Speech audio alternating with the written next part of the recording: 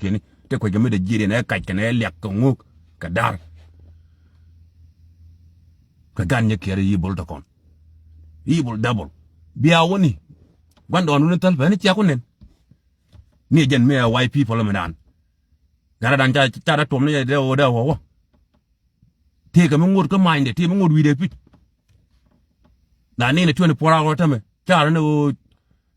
a kere mat bat tela wo ngu we ga changa jen te a changa jen tom ne ga wal bol bron kong tora lek gwando nu tal pa cha gu go kom ni wala jatin kare changa ba wo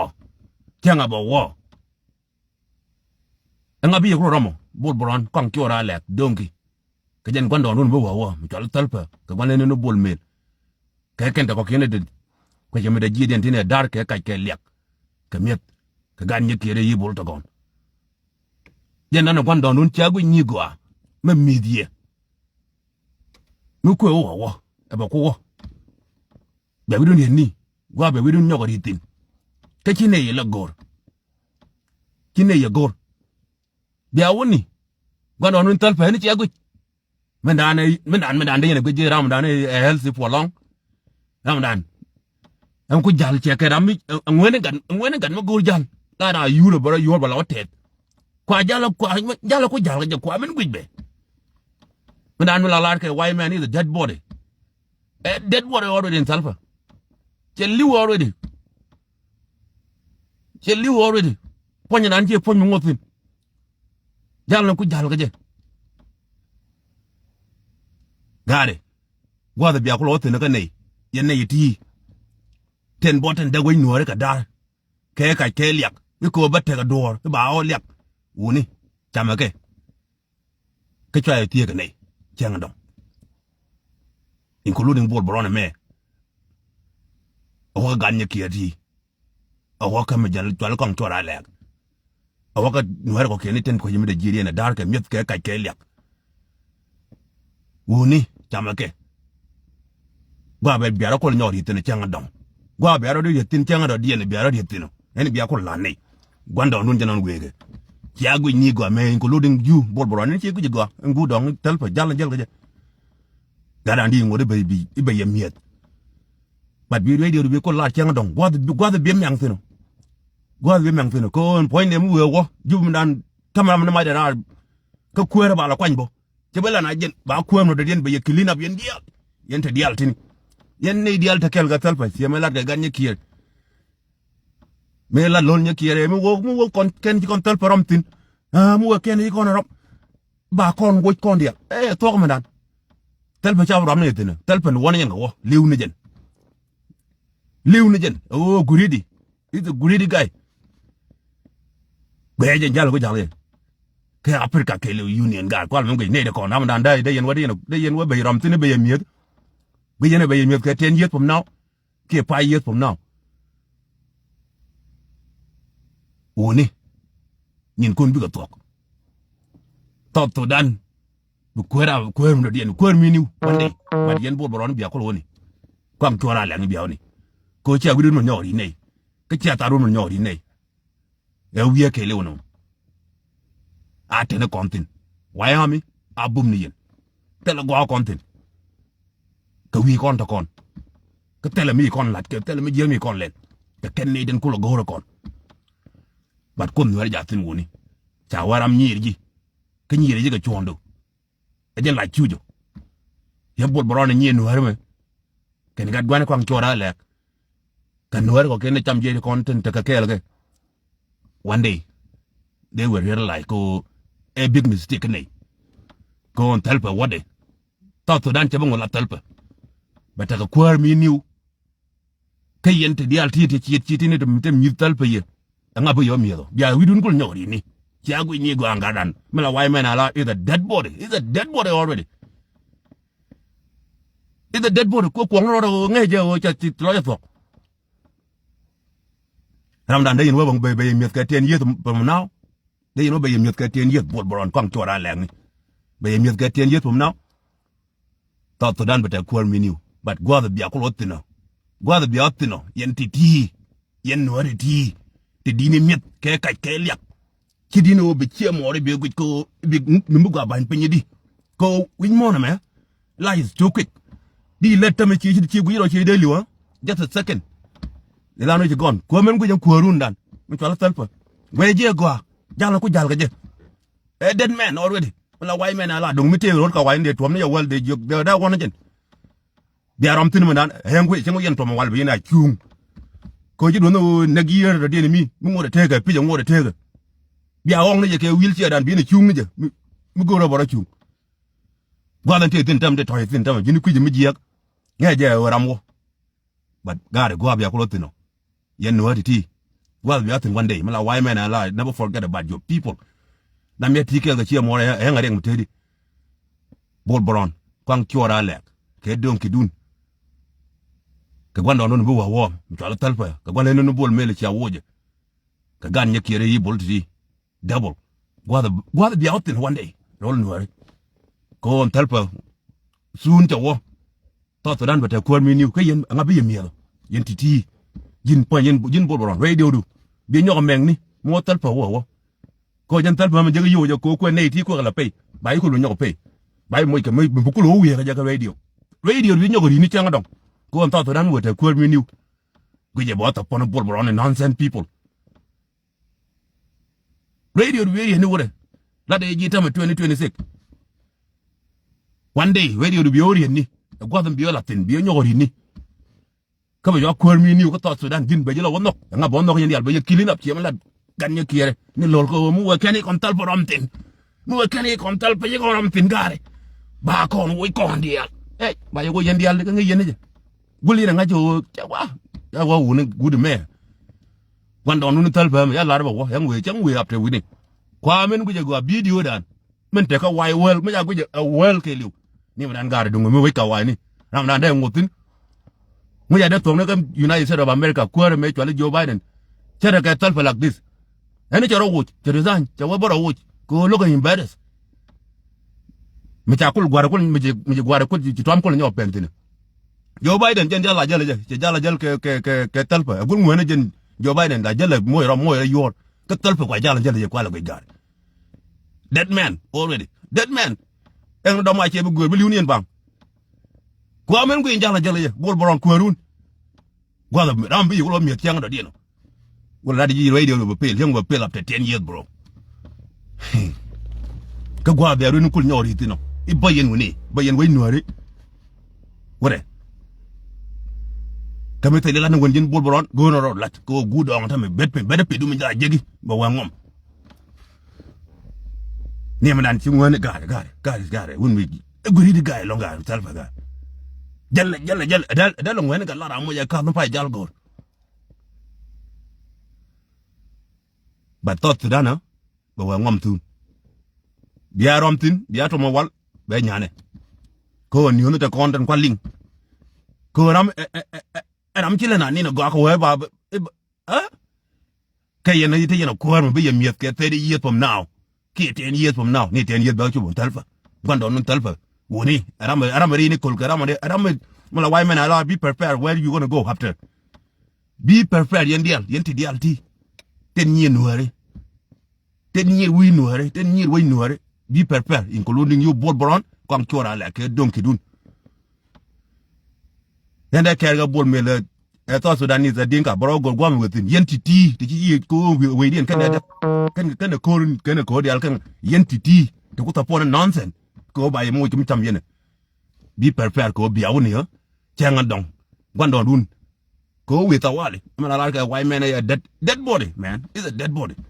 and a greedy kwame ngit yene te ngam bi miet ka 30 years from now bol boron kwang kyora le rik di ala to ko yen na yen bang tapode ko ba mo mi chama miet be ko we monitor coloron cha yi ko ngel yo yem ba ko nyan talfa ba go yen ba ko ngel yo to dandia talpa mu weli go yen ba ko ngel yo to dandia no kay yen de ko le mi biya woni bol boron biya woni kwang kyora le ko run ci egwe donc mi ko mo tok mi pol point ni jindi di ba kwide di la gweje cha o ngi je take it out by yourself o ngi je yeah it's a dead body bro ko run a dead body mala why man ala it's a dead body it's greedy She jene ku gara ku Joe Biden ka United States of America me che ku lawo che point che je ga je resign che we boro wuch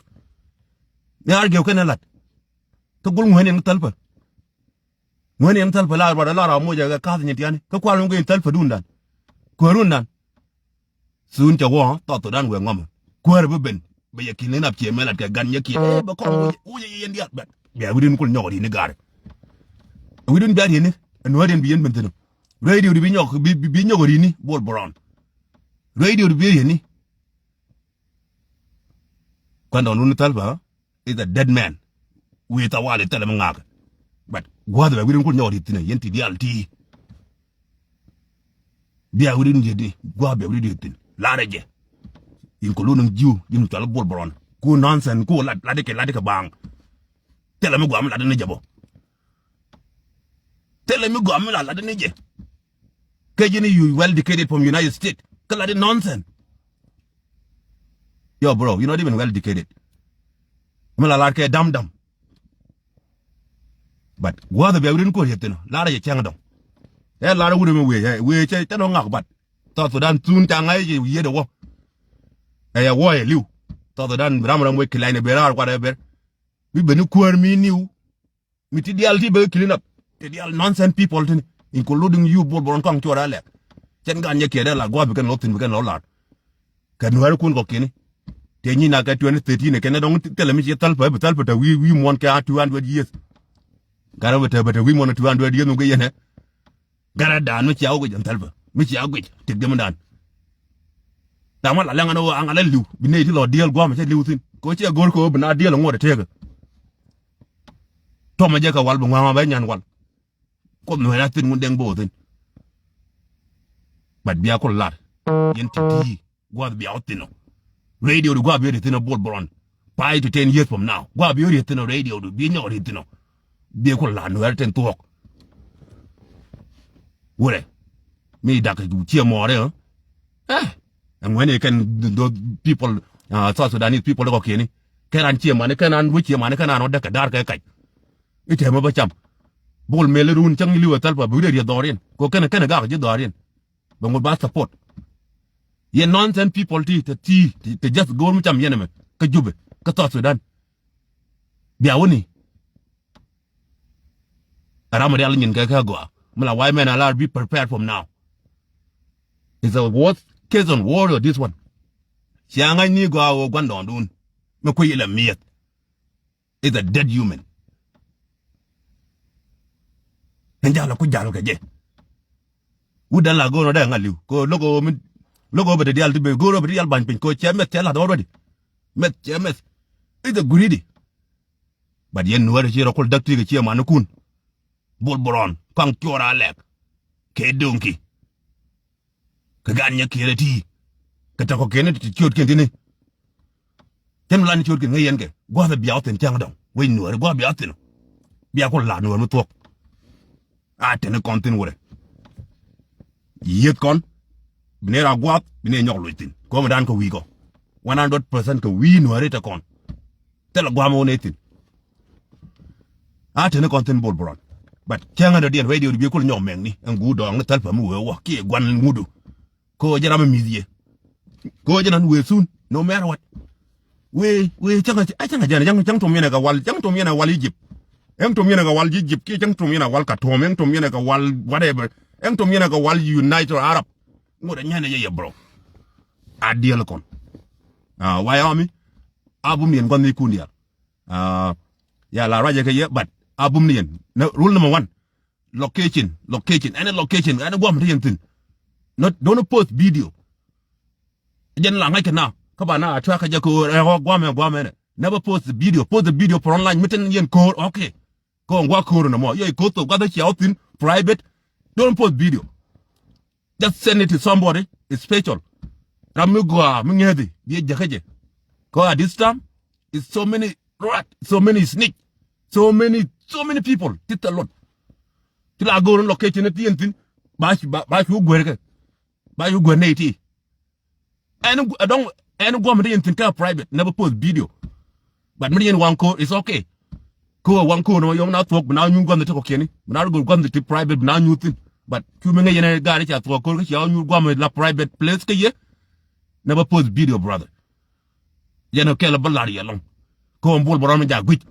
ko yo che ni ku jek be ko lo nyoko ko jen this how this guy get paid ejere ko la support ke nonsense also dan ni kon ni mo kon ka reality dem ko wo ko to bol borom me gwi ne te jang ko support fi me mo ye yo ko jub te mo ko chot ke ne chol me ko chot ke ne chol cha chol ne ko ram ja ngai ne ya just a nonsense person tell me ja ngai ne wo tele lot but che mane ti nuari ti te tekel ka yetini gwadun jabeni gwanda non jenen we en biya tom ko wal Egypt en biya tom ga wal katom en biya tom ka United Arab wal kin en biya tom je nyana je bro gweje ni go en ngwenu ko America me chole Joe Biden ngi jene me pay gwar na nga den la tom ngwenu jen la jela ba jal baro bum bat me che ngai ko che dak che ka jio kan United States of America che no la kuar che da an charo wuj gweje guridi motherfucker na me chole selpa guridi motherfucker kwala menen ramna ne wa gari mo la kuaru ni be yem yede fit 5 to 10 years from now chara widun go biya tini yen nuariti ti jera dak tini bol bolone kwang tora chara widun woni yen ten dan tam je kun ko tini ti chara widun from now ngabi yem ye ko ta dan be yote kwar mini wa regime will change jemala lade ba ki wo yen dial da the matter tiga radio da the matter jin panan da the matter jin go ta new contract ko jen ba new government biya woni jeno ne gwandun wege ana ladi woni we nga da yang jan to mora ka wal Egypt ke wal katom ke wal United Arab we ta wale is a great guy thought Sudan will change be ben ka kuor mi new yenti diality go bia ko tino go bia tino we nuare go bia tino woni ana yala di chama ke ngmak ka bi ka tok tela me kan yitu ga yenti ke $2 million yenti ke $1 million atuga la tama bobu ngam bi ka tok ki ben ni ga pin ke mo kan non tal badama ma ben ka pin dama ka ba ye jo bayri ben ka pin ka ba ye jo bayri ka chabalo ko ngel ga yu to Sudan ni dial ko ka yuko they belong to any got to Sudan big ka yuke yenti ti anga bi lo miedo ti yero dak ni ga nuare bol boron kwang chora le ka ga nye kere yi bol ti ka ta ko ken te tam je te ko ne te ko ken te jubu ni te nuare ngi yenti ot ken ti biya woni woni mala way mena la be prepared from now go se biya woni ko lori yetino ene biya la ne ene biya wala ko kom nuare jatin woni dara non tal vatam kan non na go no de ngal liu de ya ban met ko ngeje we tawa gwe ga jala ko jala guri de motherfucker kwe la ti to dara ko ye hon karare je poj jala ko jala je kare ti adon tin bol boran kwang kyora le ke don ko ki me ken jango ke lat ko bo ko wini ken ko daga che mani ken ga weekend ken da ngai ken o bran lo dorin yen titi golum nyetini biya woni janan kwando ndun ya go ni gwa ta wa je na biya woni bol boran we radio ne bi nyori ni janga dong bi ni anoran di bi long ne nuor me cheji nuor me chet ke ji ta ante ji jen bi logo bro me te di lan woni United States of America would go rat pom pa yet pom now ko ko run we tawale gwando nun we e jang tom yene ka wal Egypt en tom yene ka wal katom en tom yene ka wal United Arab we tawale mala way man ala is a dead man is a dead body dead human bro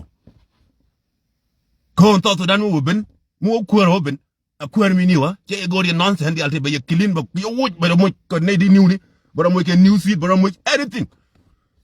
yene nga ba yo miel away no amrin ba beteno woni chamake